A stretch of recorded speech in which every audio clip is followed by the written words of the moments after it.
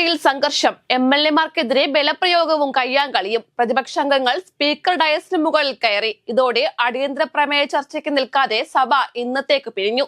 നക്ഷത്രമിട്ട ചോദ്യങ്ങൾ പട്ടികയിൽ നിന്നും നീക്കം ചെയ്തതുമായി ബന്ധപ്പെട്ടായിരുന്നു പ്രതിഷേധത്തിന്റെ തുടക്കം. സഭയിൽ പ്രതിപക്ഷത്തിന് ചോദ്യങ്ങൾ ചോദിക്കാനുള്ള അവകാശം ഹനിച്ചുവെന്ന് പ്രതിപക്ഷ നേതാവ് വി.ഡി. സതീശൻ പറഞ്ഞു.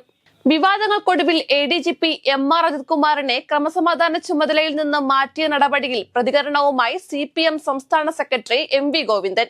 എ.ഡി.ജി.പി എം.ആർ. അജിത് കുമാറിനെ മാറ്റിയതിൽ നടപടിക്ക് കാരണമെന്താണെന്ന് രാഷ്ട്രീയം അറിയുന്നവർക്ക് മനസ്സിലാകുമെന്ന് M.V. ഗോവിന്ദൻ പറഞ്ഞു. സർക്കാർ വാക്കു പാലിച്ചുവെന്നും എ.ഡി.ജി.പിക്കെതിരെ നടപടിയെടുത്തുവെന്നും മാധ്യമങ്ങളോട് അദ്ദേഹം പ്രതികരിച്ചു. മന്ത്രിമാറ്റ ചർച്ചകൾ പുരോഗമിക്കുന്നതിനിടെ ശരത് പവാറുമായി കൂടിക്കാഴ്ച നടത്തി PC ചാക്കോ. പൂനെയിലായിരുന്നു കൂടിക്കാഴ്ച. മന്ത്രിമാറ്റം സംബന്ധിച്ച മുഖ്യമന്ത്രിയുടെ നിലപാട് പവാറിനെ അറിയിച്ചിട്ടുണ്ട്. അതേസമയം NCP 14 നടത്താനിരുന്ന സംസ്ഥാന നേതൃയോഗം മാറ്റി. MLA-മാരുടെ അസൗകര്യം കണക്കിലെടുത്താണ് യോഗം മാറ്റിവെച്ചതെന്നാണ് വിശദീകരണം. എ.ഡി.ജി.പി എം.ആർ. അജിത് കുമാറിനെ ക്രമസമാധാന ചുമതലയിൽ നിന്നും മാറ്റിയ സംഭവത്തിൽ പ്രതികരണവുമായി വി.ഡി. സതീശൻ. മുഖ്യമന്ത്രിയുടെ നീക്കം പ്രതിപക്ഷത്തെ ഭയന്നുകൊണ്ടാണ്.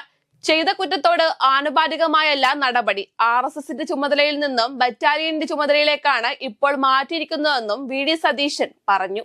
ബലാത്സംഗ കേസിൽ നടൻ സിദ്ദിഖ് ചോദ്യം ചെയ്യലിന് ഹാജരായത് തിരുവനന്തപുരം കമ്മീഷണർ ഓഫീസിൽ. എന്നാൽ ഹാജരാവാൻ ആവശ്യപ്പെട്ട സ്ഥലം ഇതല്ലെന്ന് കാട്ടി സിദ്ദിഖിനെ ഇവിടെ നിന്നും കന്റോൺമെന്റ് സ്റ്റേഷന്റെ ഭാഗമായ പോലീസ് കൺട്രോൾ റൂമിലേക്ക് സിറ്റി പോലീസ് കമ്മീഷണറുടെ ഓഫീസിലേക്ക് അയച്ചു.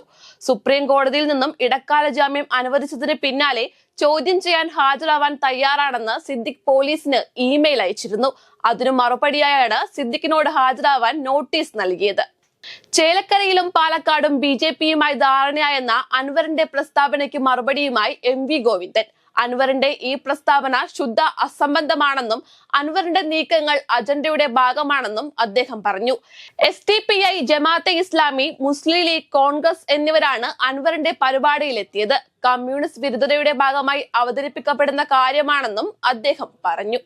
കഴിഞ്ഞ ദിവസം കൊച്ചിയിൽ നിന്നും പോലീസ് കസ്റ്റഡിയിലെടുത്ത കുപ്രസിദ്ധ ഗുണ്ട ഓംപ്രകാശിന്റെ അറസ്റ്റ് രേഖപ്പെടുത്തി. ലഹരി വസ്തുക്കൾ കൈവശം വെച്ചതിനാണ് അറസ്റ്റ്. ഓംപ്രകാശിനൊപ്പം പിടിയിലായ ഷിഹാസ് എന്നയാളിൽ നിന്നും പോലീസ് കൊക്കൈൻ കണ്ടെത്തിയിരുന്നു. കൊച്ചി മരട് പോലീസാണ് കഴിഞ്ഞ ദിവസം ഓംപ്രകാശിനെ കസ്റ്റഡിയിലെടുത്തത്. ബോൾഗാട്ടിയിലെ DJ പരിപാടിക്ക് എത്തിയതാണെന്നാണ് ഇയാൾ മൊഴി നൽകിയത്.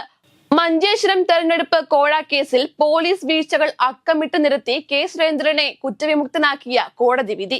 കുറ്റപത്രം സമർപ്പിച്ചത് സമയപരിധി കഴിഞ്ഞ ശേഷമെന്ന വിമർശനമുണ്ട്. കാലതാമസം കൃത്യമായി ബോധ്യപ്പെടുത്താൻ കഴിഞ്ഞില്ല. K. സുന്ദരയുടെ പത്രിക ഭീഷണിപ്പെടുത്തി പിൻവലിച്ചതിന് തെളിവില്ലെന്നും വിധിയിൽ പരാമർശമുണ്ട്. സംസ്ഥാനത്ത് പരക്കെ മഴയ്ക്ക് സാധ്യതയെന്ന് കേന്ദ്ര കാലാവസ്ഥാ വകുപ്പ്. ഇടുക്കി, മലപ്പുറം, വയനാട് എന്നീ ജില്ലകളിൽ കേന്ദ്ര കാലാവസ്ഥാ വകുപ്പ് ഓറഞ്ച് അലർട്ട് പ്രഖ്യാപിച്ചു. 7 ജില്ലകളിൽ യെല്ലോ അലർട്ടും പുറപ്പെടുവിച്ചിട്ടുണ്ട്. തുലാവർഷമായതിനാൽ ഉച്ചയ്ക്ക് ശേഷം ഇടിവെട്ടിയുള്ള മഴയ്ക്കായിരിക്കും സാധ്യതയെന്നും വിദഗ്ധർ മുന്നറിയിപ്പ് നൽകുന്നുണ്ട്. മലയോര മേഖലയിലും വനത്തിലും കൂടുതൽ മഴ സാധ്യതയുള്ളതിനാൽ ജാഗ്രത പാലിക്കണമെന്നും മുന്നറിയിപ്പ് നൽകി. ഗോവയിലെ RSS മുൻ മേധാവി സുഭാഷ് വെലിംഗറെ അറസ്റ്റ് ചെയ്യണമെന്നാവശ്യപ്പെട്ട് പ്രതിഷേധം ശക്തം. കഴിഞ്ഞ ദിവസം പൊതുപരിപാടിയിൽ പ്രസംഗിക്കവേ അദ്ദേഹം സെയിന്റ് ഫ്രാൻസിസ് സേവിയറുടെ തിരുശേഷിപ്പിൽ DNA പരിശോധന നടത്തണമെന്ന് അഭിപ്രായപ്പെട്ടിരുന്നു. ഈ പ്രസ്താവന ഗോവയിലെ ക്രിസ്തീയ വിശ്വാസികളുടെ മതവികാരത്തെ വ്രണപ്പെടുത്തിയെന്നാരോപിച്ചാണ് കഴിഞ്ഞ 2 ദിവസമായി ഗോവയിൽ പ്രതിഷേധം നടക്കുന്നത്. ചെന്നൈയിൽ എയർ ഷോയ്ക്ക് ശേഷമുണ്ടായ തിക്കും തിരക്കിലും മരിച്ചവരുടെ എണ്ണം 5ആയി. 200-ലധികം പേർ തളർന്നു വീണു. 100 പേരെ ആശുപത്രിയിൽ പ്രവേശിച്ചിരിക്കുകയാണ്. എയർ ഷോ കാണാൻ മറീന ബീച്ചിൽ തടിച്ചുകൂടിയ ജനങ്ങളാണ് തിക്കിലും തിരക്കിലും പെട്ടത്. കനത്ത ചൂടും അപകടത്തിന് ആക്കം കൂട്ടി. ഫിഫ ഫുട്സാൽ ലോകകപ്പിൽ ബ്രസീൽ ചാമ്പ്യന്മാർ. ചിരവൈരികളായ അർജന്റീനയെ തകർത്താണ് മഞ്ഞപ്പട കപ്പുയർത്തിയത്.